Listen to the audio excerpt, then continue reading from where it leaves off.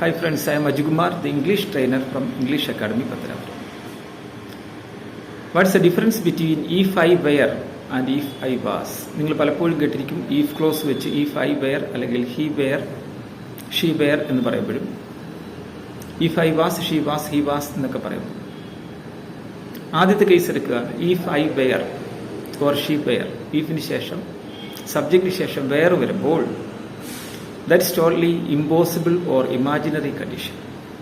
For example, if I were a bird, I would fly. അപ്പോൾ main ക്ലോസിന് ശേഷം main കണ്ടീഷന് ശേഷം അടുത്ത കണ്ടീഷൻ വരുമ്പോൾ വുഡ് ഉപയോഗിച്ച് നമ്മൾ പറയും.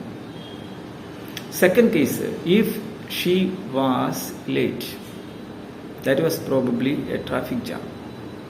അപ്പം അതൊരു പോസിബിൾ കണ്ടീഷനാണ്.